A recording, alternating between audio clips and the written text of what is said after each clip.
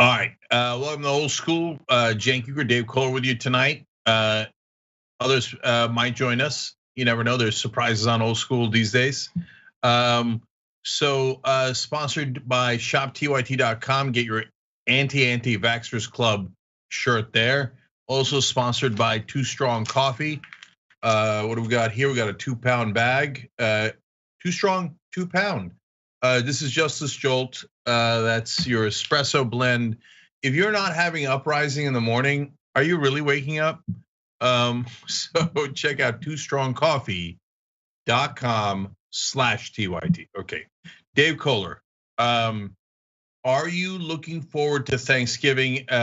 And give me on a scale of 1 to 10 how much you're looking forward to it. Go. Well, I am looking forward to it, but my Thanksgivings recently have not been that great, like traditionally homecomings or get-togethers. So I'm looking forward to it, but not a lot. So I guess that puts me at just above 5, which would be 6. Okay, interesting. So historically, you have gone home 97% of the time, 82% of the time. Home is in New Jersey, where we grew up. Yeah, 80% of the time. Okay, and then I would look forward to it at a 10, for sure. Then it would be a 10. Okay, and so then obviously you're not going back home this year. No, you're staying in LA. Okay, and is that because of COVID and the concerns around that? I'm not really sure. I think it's just family stuff. I'm going to New Jersey 2 weeks after. That's probably the main reason. I see. Is there a wedding or something? Or no, it's just okay. Interesting. Let's dive in a little bit more. What is it about going home that puts it at a 10 out of 10 for you?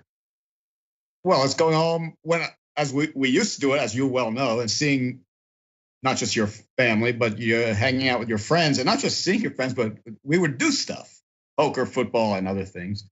It's all fun, and life is a growing experience wherever you are, whether it's college or wherever you're living. But then when you get home, it's like a reset, and you take stock and say, "Oh, okay, where I have grown, and now I can compare because this is the place where I was born."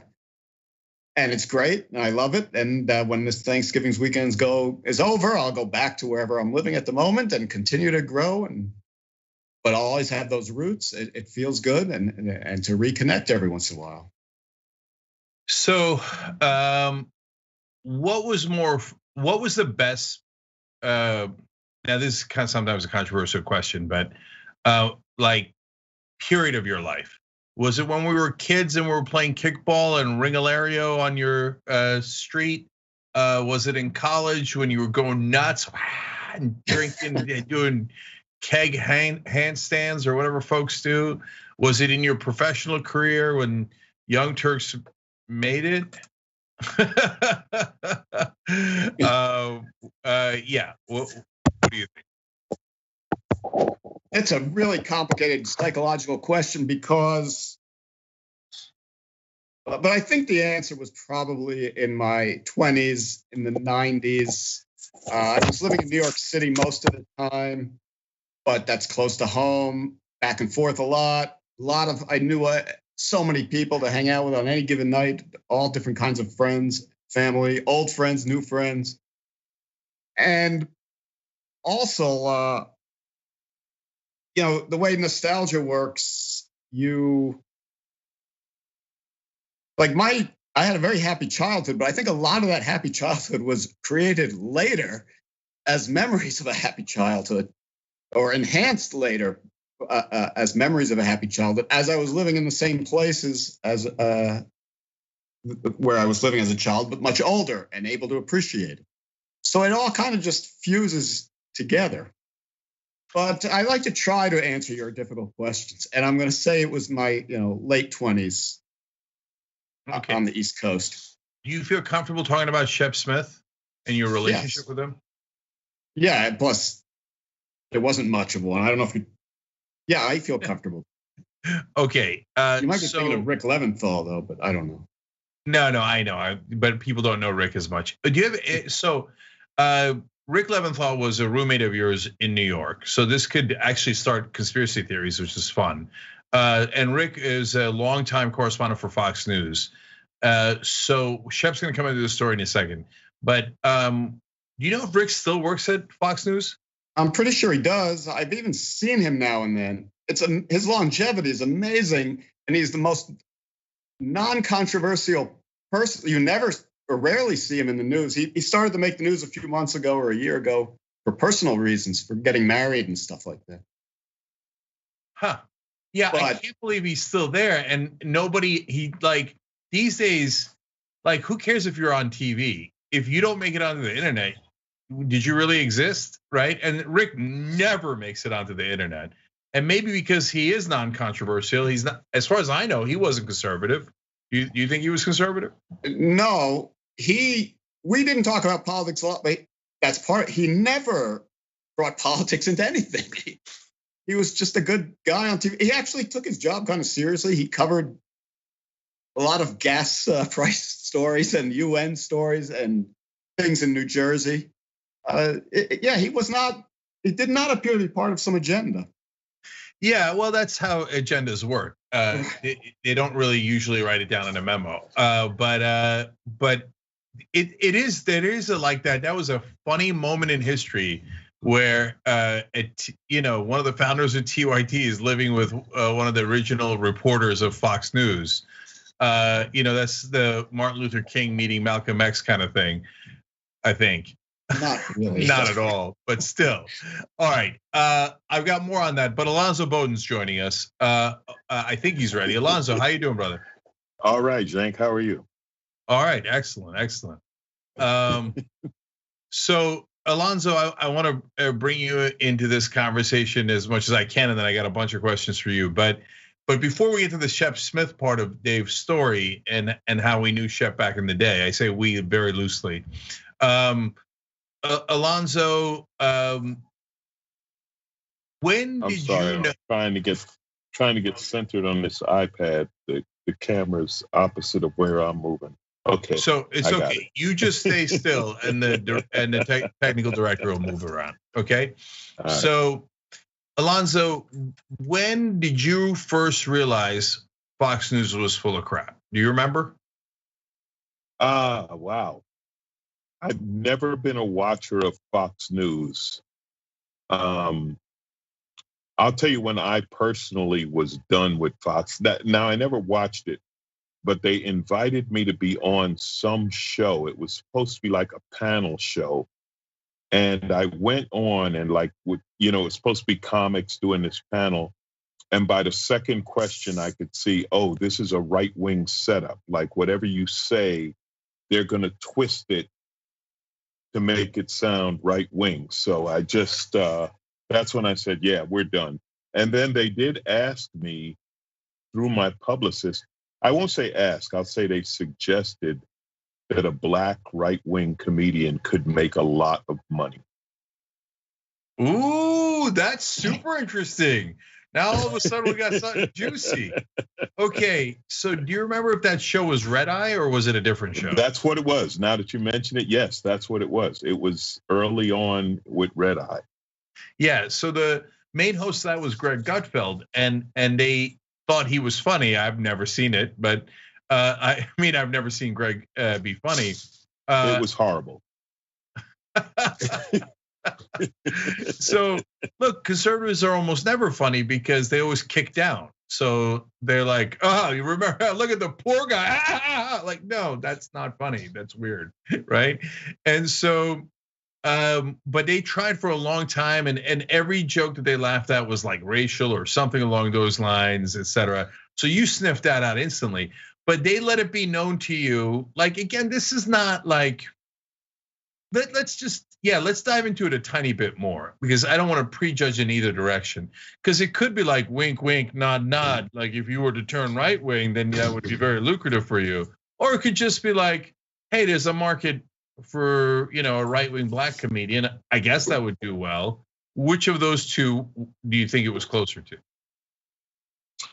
It was closer to the second one. It wasn't that direct, but it was how they found, what were their names, Diamond and Pearl, whatever those two black women were on Fox. Like that's what it was. It was, we're looking for that. And then the other thing, this is why Fox News needed a black comedian.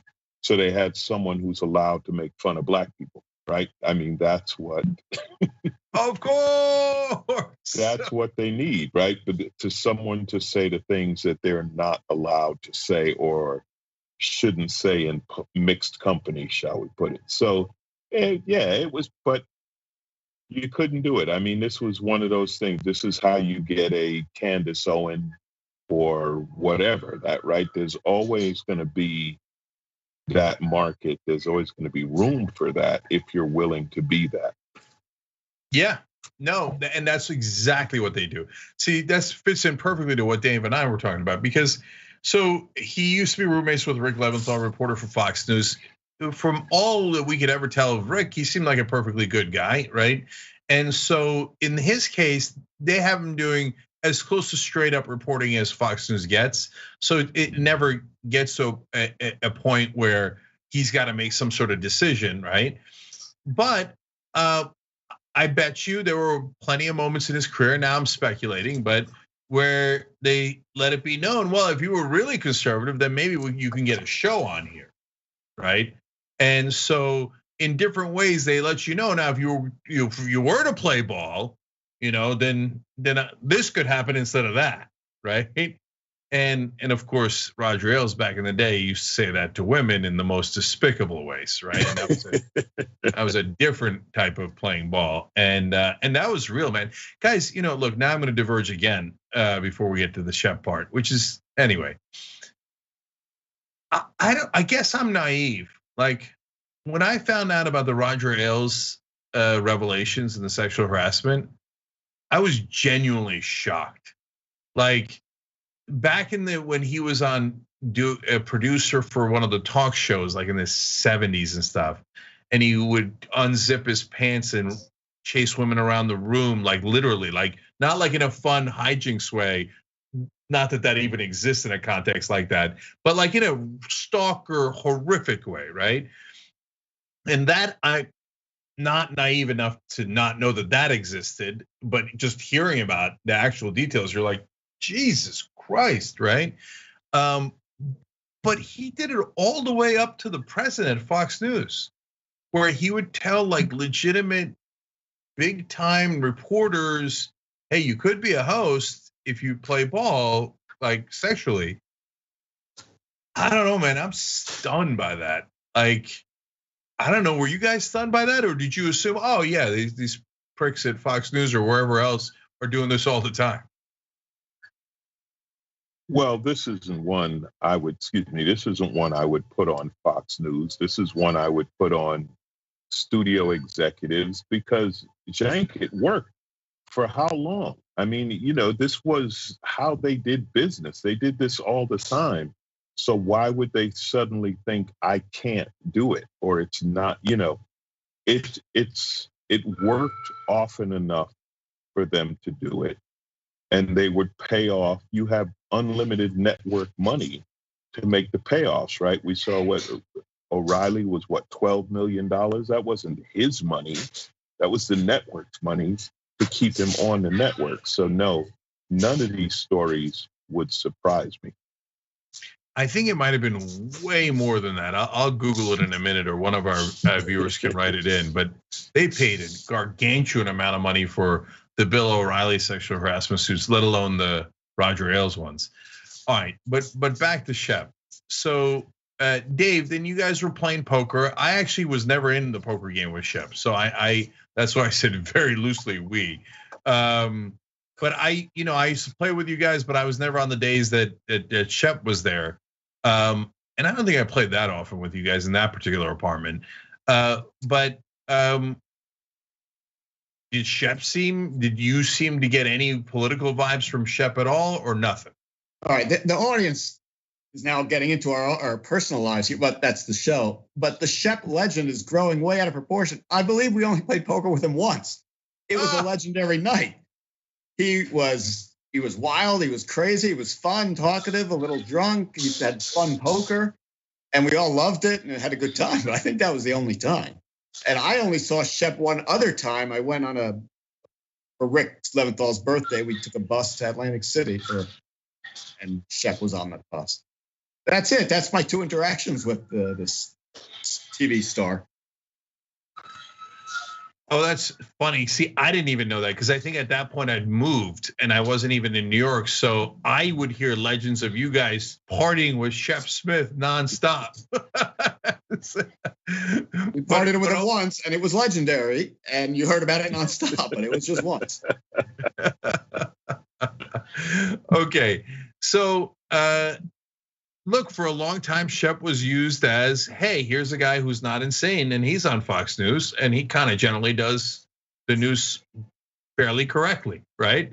And then after a while, Shep couldn't stand the deal, right? And he bailed out. He was like, I can't take this anymore. We're being asked to lie too often. I'm putting words in his mouth, but that was definitely the essence of it. And so I don't know. I thought Alonzo's story was really telling. And they kind of groom you, and they see who has low moral fiber, and whoever's willing to do what they want you to do, and which is 9 out of 10 times sell out your own group.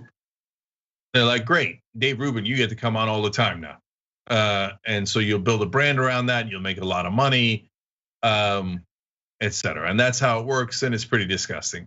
So I pulled it up for a second, Alonzo, and at least one of the cases was settled for $32 million on the Bill O'Reilly one. Right. Well, again, I don't think that was his money. They pretty sure that was network money. And you know what you're saying? I think for some of them, they just consider it, hey, I'm playing a character, right? I mean, like that was the thing with, what was it? I don't know why I'm blanking on Steve's last name. Late night host who did from Comedy Central, who did the caricature of the Colbert, Stephen Colbert. Stephen Colbert. Sorry, I blanked on the name. The thing about Stephen Colbert was his parody was real, right? I mean, there was nothing he could make up that was unbelievable, where you wouldn't say, well, someone on Fox might say that, right? I mean, that's the hardest part of his job. And that's true of a lot of the news now. I'm telling you, as a comedian, we can't make up stuff that is real. But it's funnier than what's real with between our crazy congressmen and whatever else. And it's like you said, Cenk, you got to get on the internet, right? You got to say something crazy enough to get that moment on the internet. And if you're lucky and it's really insane, you might go viral. And they don't care. They don't attach. I don't think they attach any morality to it or any, this is what I believe. I think it's characters. The person telling the news is not supposed to be the news, right? But we see them more and more as the person telling the news becomes the news. Yeah, and there is tremendous pressure to go viral, because if you go viral, you get rich, right? Especially if you're on the right wing, not on the left wing so much, but and so, well, that creates an incentive to go further and further, nuts, because everybody's already nuts. And if you so in order to get attention, you got to go more nuts, and that's partly. What did Tucker Carlson's lawyer say? His actual lawyer said a reasonable person would not believe him. I mean, think about that. Yeah, they literally said that in court. Yeah, that's your defense in court, that a reasonable person wouldn't believe you, and yet you're a news host. So, yeah, and by the way, so Alex Jones' lawyer said the same thing. He lost at all 8 cases today. So that's a great day in America. And he said he didn't comply with the court's orders, and he was outraged today. No, the law is not optional. So but for the right wing, they treat it as optional. Like, oh well, it's just a judge. I thought I could just ignore the judge. And in a lot of ways, they have throughout their lives, right? But now sometimes when they get a tiny bit of accountability, they catch feelings. Well, what he's about to catch is hopefully a giant settlement, not a settlement, but a giant verdict against them. So yeah, we're going to get to that part soon in those proceedings. So we'll see how that plays out. Okay, now I want to go back to Thanksgiving. So Alonzo, we were talking about Thanksgiving before you came on. On a scale of 1 to 10, how much do you look forward to Thanksgiving? I would say now, like a 2 or a 3. I mean, my parents have passed away. I got a brother and sister back east. We talk, but there isn't a big family feast. I have friends I do Thanksgiving with. And my favorite thing on Thanksgiving is the charity food and show at the Laugh Factory. But yeah, I get it, and it's beautiful and all that, but it's not a huge personal holiday for me. Was there ever a moment when it was a 10 for you?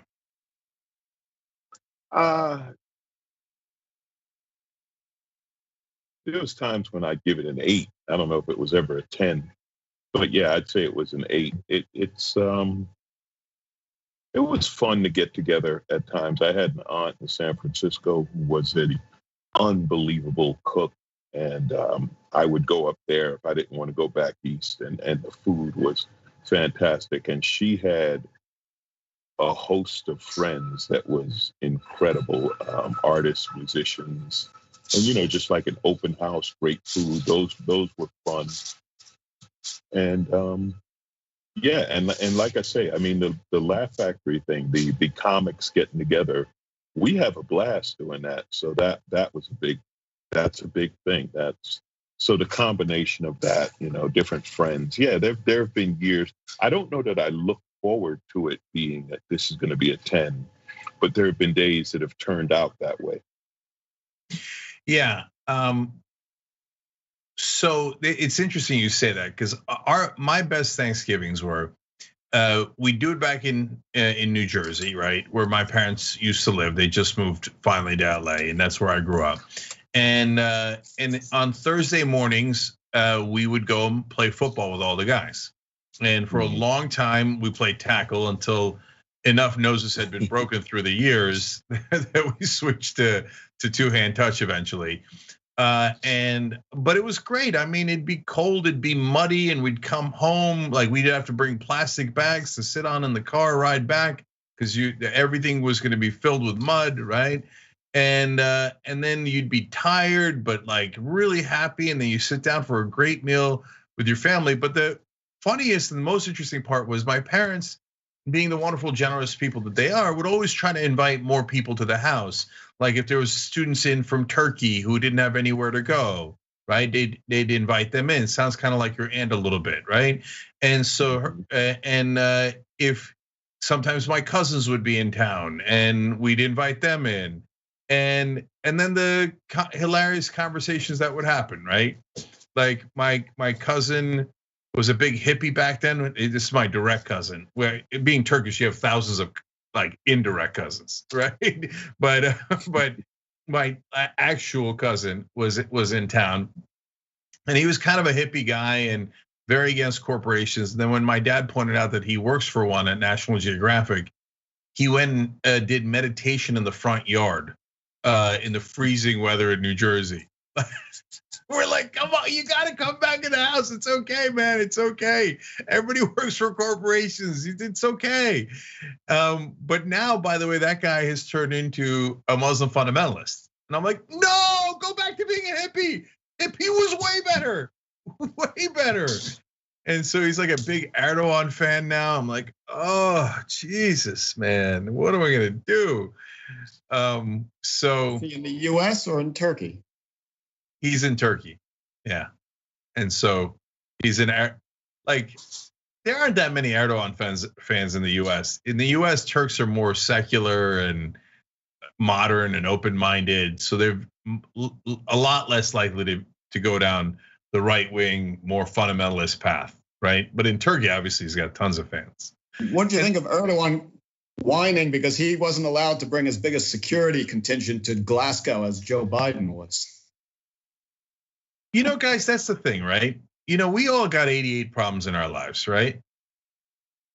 But sometimes I see people in power and I think, man, they're really messed up. I'm way happier than them. Like the very last thing in my mind would be like counting security details. Oh, God damn it, Biden's got 13, I only have 11. If that's your biggest problem, you're good. You're good. Egos. It's all egos, right? It's like in Hollywood, how close is your parking spot to the door? Absolutely makes a difference. It shows where you are in the pecking order, and you'd be surprised people fight over that. So no, I wouldn't be surprised at all. Not at all. TYT, yeah. Yeah, well, at TYT, there's the issue of people showing up a couple of minutes before showtime, and they really got to get in the door, right? But I remember the first time I had a TV writing job, and they put my name in the parking lot. It was just printed out on a simple white piece of paper, right? But I'm not fancy, and I'd never had a Hollywood job before. So when I saw my name, I was like, whoa, I took a picture of it and stuff. And back then there was like old school cameras. I was like, click. I showed that stuff to my parents. And I was probably the furthest out in the park. So yeah, I can see that. But I just did a live video right before this, guys, about Kamala Harris. And there's this giant article on CNN and how she's throwing Biden under the bus because Biden's not protecting her image enough. And now, and then she's worried that Buttigieg is being more protected and she's being less protected. And I was like, why don't you guys just do something? Like, do something, and then you don't have to worry about your stupid image and your security detail and the pictures that you took, and if the right pictures or the wrong pictures. God damn, they're so obsessed with their ego. I kind of almost feel bad for them, like sorry for them. You know what I'm saying? Well, sure, but does that article reflect poorly on Kamala or on the reporters? Every time they write the obligatory article about the vice president has no function. It doesn't matter. Why do they write that article? Dave, trust me that it reflects poorly on all of them. Kamala, Biden, Buttigieg, every reporter who wrote that silly article filled with stupid gossip that no one cares about, except in Washington, they're obsessed. That was probably the scoop of the century for them. Alonzo, you were going to say something. Yeah, I was going to say a long time ago when I was doing USO tours and they had to deal with the government and getting them financed and things like that. The rep from the USO said, listen, politicians are just ugly movie stars. And, as long as you keep that in mind, all of this stuff starts to fall into place. The reason I was laughing when you were telling the story is, once again, just leave the Democrats alone. They'll destroy themselves.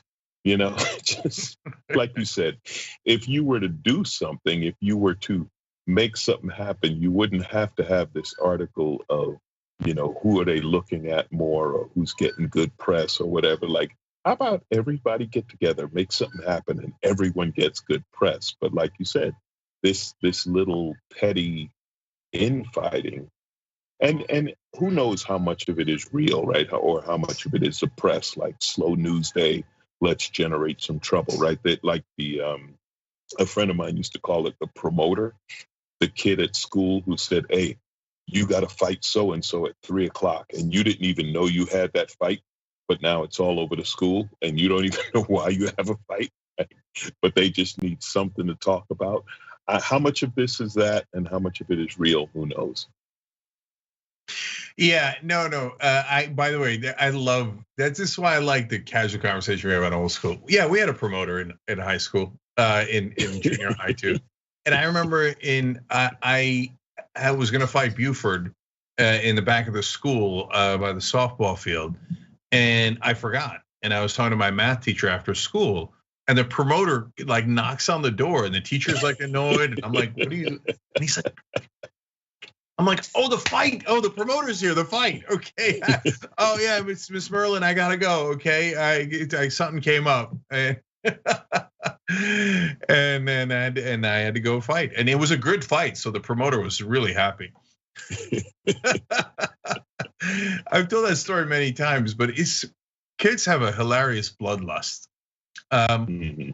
Well, depends on your definition of hilarious, I guess. But when I was losing in that fight in the beginning, Buford caught me in the ear and I was reeling, right? They're like, kill him. They're telling Buford, kill him, right? And then later I got the upper hand and they started chanting Rocky, Rocky, like they were always on my side. I was like, guys, I was right here. I heard you chanting kill him earlier. Like, who are we kidding? People, man, they are fickle. Yeah, and they look for something to talk about. I mean, that's what it's about, right? They have to have something to talk about, even if there's nothing to talk about. Yeah, and the funny thing is, I think for most people, when they hear the Rocky chant, I think they totally forget about the kill him from earlier. I think they get caught up in it, and they're like, "Oh yeah, no, these guys are always on my side. Optics good, everything's good, optics." Right? So, Alonzo, to your point, 88% of Americans want the provision in one of the bills that to lower drug prices. Mm-hmm. If you did that, then 9 out of 10 Americans would like you. They'd like you a lot, right? You lower their drug prices, you're gonna get reelected. And they can't do that. And they're worried about photo ops. And that's one of the issues that how long have they been talking about this? The drug is super cheap in Canada or Mexico or wherever. The drug price issue won't go away, and nobody. It's funny. It's like gas prices right now. Like I'm looking for someone. I still haven't had anyone tell me why gas went up $1.50 in the past 6 months or whatever. Like what happened? I don't even know. Yeah. So here's what happened. OPEC decided to cut the supply. And so Saudi Arabia was mad at Biden for something or other, right? And probably they wanted to pay Trump back since Trump let him dismember a journalist who was working for the Washington Post and let him get away with it. So, and the Saudis are generally more friendly to the Republicans because right wing's gonna right wing. I mean, you got to remember the Saudi government in their country is massively right wing, right? Yeah.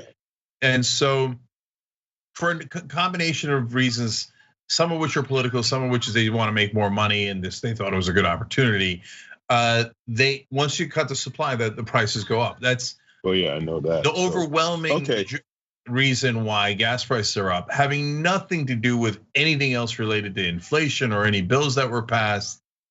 And so anything you see in the news about that is just people that have no idea what they're talking about. Well, thank you, because you just gave me the first real explanation. Because I, those stickers, I did this, the little Biden stickers they put on the gas pumps, and I'm like, what did he do? I don't even know what he did. So now you've explained that. That unfortunately, that explanation makes a lot of sense. So thank you. Right. The one thing that I would blame Biden for is that he's really weak. He's super weak, right? So if the Saudis cut the oil supply in a way that's hurting my voters, let alone my own political, career, there'd be goddamn consequences, right? Like, okay, he has, like, I see on Twitter all day, every day, establishment. They're probably honestly paid bots or trolls or whatever they are. But they're not a lot. They don't sound like real people at all. And having been attacked by 1,000 trolls and bots in my life, I'm pretty decent at spotting it. So there'll be all of a sudden new centrists in my Twitter feed who are like, "But Cenk, Biden is doing the best he can. You really should be fair to him. He has gotten many things done." I'm like, yeah. It's the same talking points, and that's how you could tell it's a troll or a bot. Hey, Bob thinks that, and so does Susie. Susie also thinks I should be fair to Biden because he has gotten so many things done. Do not let the perfect be the enemy of the good. Like, okay, guys, all right.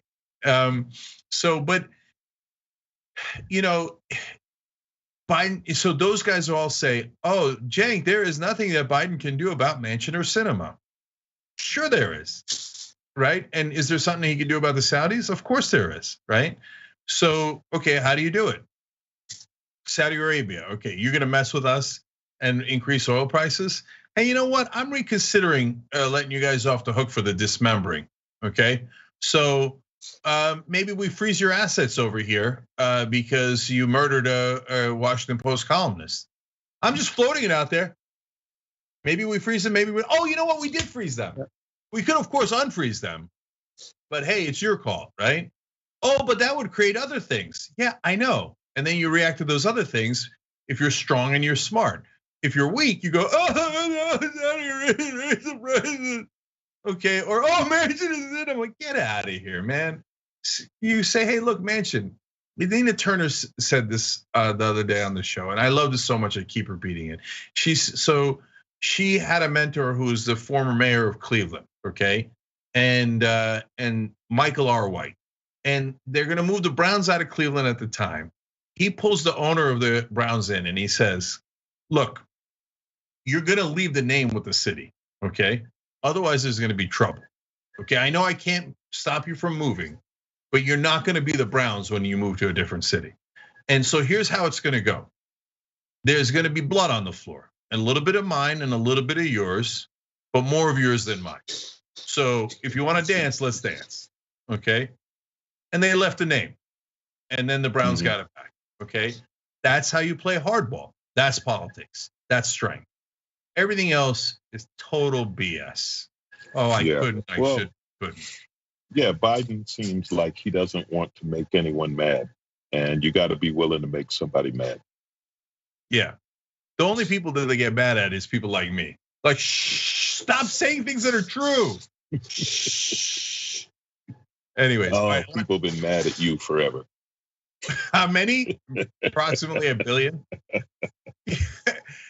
You guys know me in my personal life. Like I'm a friendly guy. Like if you saw me interacted with me, Alonso, like off air, and then somebody told you, a lot of people hate that dude. Would you be like? I would imagine you'd be surprised, but I don't know. I don't want to put words in your mouth. Listen, I have a number of friends like that. You got to remember, I'm friends with Joe Rogan. So when you talk about a guy who I'm friends with who people hate or whatever and have a completely different experience with him than I do, and I get that. So yeah, I haven't had any encounter or experience with you that would make me think, man, I don't want to live next door to this guy. No, if you live next door to me, you have no idea how much I would leave you alone. Because I don't want to I'm too busy to get into a conversation with neighbors. I don't want to be up in your business. I don't want you up in my business. Like, oh my God, my neighbors, they live very peaceful lives. I try never to talk to them, not because they're bad guys, just because I don't have time. So, now, Alonso, I want to, by the way, speaking of Joe Rogan, let's go Brandon on him. So there, you see, you're friends with both of us, and I don't like him anymore, so screw him, and it's okay. And by the way, all the catty gossip stuff too, like, and then the third grade stuff would be then for me to say to Alonso, if you're gonna stay friends with Joe, you can't be friends with me. Right. Whereas I don't care. You want to be friends with Joe? Be friends with Joe. So what? Then what happened? Nothing. So all right. Go ahead. I'm sorry. No, I was going to say I've had people not say that exactly, but take that attitude, and I'm like, yeah, well, I'm cool with him. He's always been the same guy with me. Like a lot of the complaints that I hear people say about him, it's like, well, that's just who he is. That's all. This isn't new. It's not like you didn't know and then suddenly this came out, right? So I don't know. Let's move on. No, I know. Look, the thing about Joe is that it's hard to not like him, right? Because in person, he's a very nice guy, very nice, very personable, and he's not a jerk, right? So on air, you could like Tucker's a jerk. And Joe is not a jerk.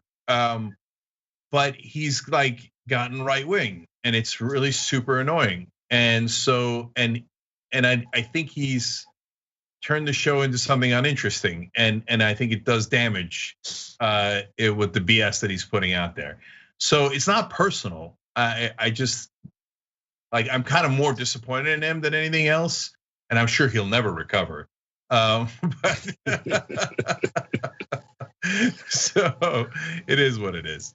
All right, I actually want to ask about one of my favorite topics. I want to ask Alonso about your childhood, but first, Tamur the 905 Dragon wrote, and I hate when old school's not on. Last Monday was tough. Today's been even tougher, so I'm glad to see you guys. Hopefully, you'll raise my spirits. Well, we're trying, brother, or sister. I don't know. And of course, last Monday I was sick. Black Fusion 74 just became a member on YouTube, I believe. So God bless. Thank you. And then I want to thank these good folks on Twitch. Grace, Oxbox 1991, Aaron Street 83, Metal Kitty Mom, Riverboat Jack, and Drew in Georgia. Either they signed up or they gifted subs, and you guys are all wonderful. Okay, so and Alonso, give folks the website. I think I know it, but I never want to screw it up, for how they can get tickets to your shows. AlonsoBowden.com, just my name.com is the best way. That's connected to everything, tickets, Twitter, Instagram, and everything is my name except Instagram is ZoFunny, ZoFunny. But yeah, if you go to the website, everything comes out of there. You can connect. I don't know why, but each time I think, like, I know it's Alonso Bowden, and I'm like, it's not .org, right? Why would it be .org? That's what goes through my mind every time. Let me tell you the quick story about that. So my brother is a techie, right? Like lifelong. He's been in tech since the 80s. And let's see, when I started doing comedy, it was in 93.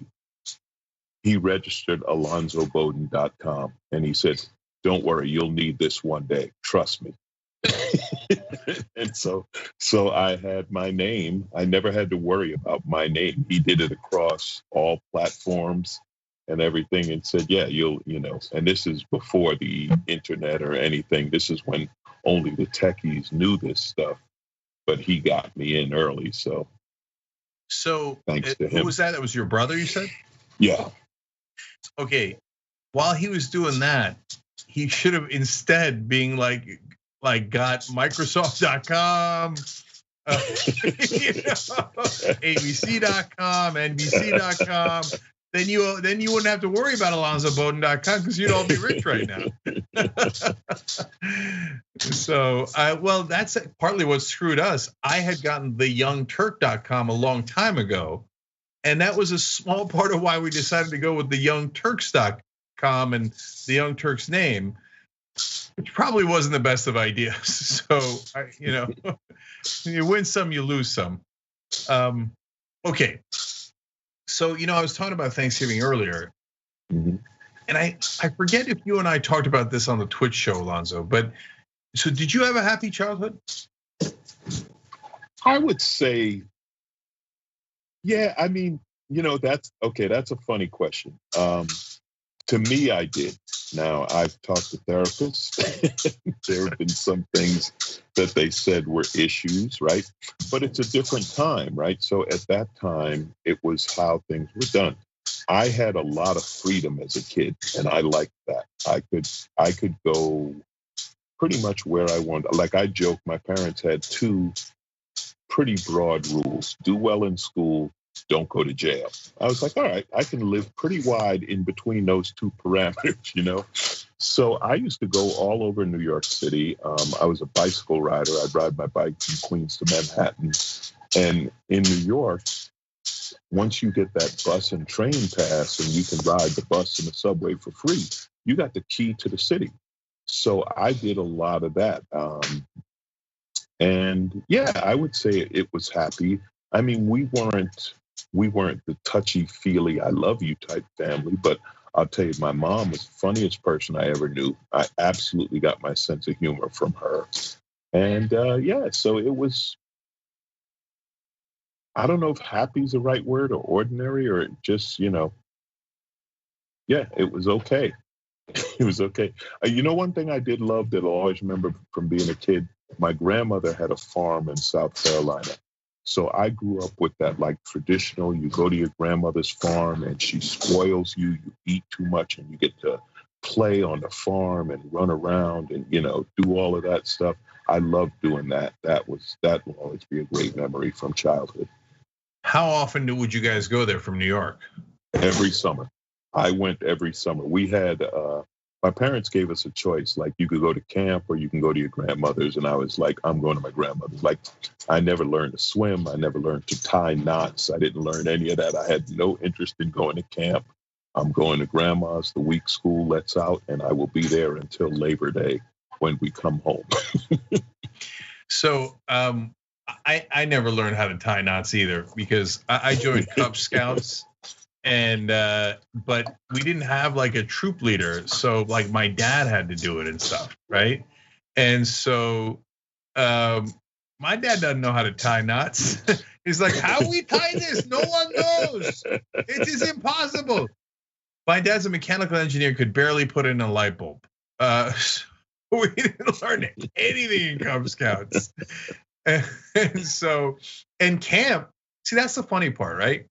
Camp, there ain't no camp for Turkish immigrants, right? There was, so it never even occurred to my parents to send me to camp. And if somebody had told them, they'd be like, we spend money, so he goes and does nothing over there instead of doing nothing over here. Why we don't just save the money and he does nothing over here? Okay, well, he could play sports and stuff. What stopped him from playing sports here? So I never went to camp, not even close, never sniffed a camp.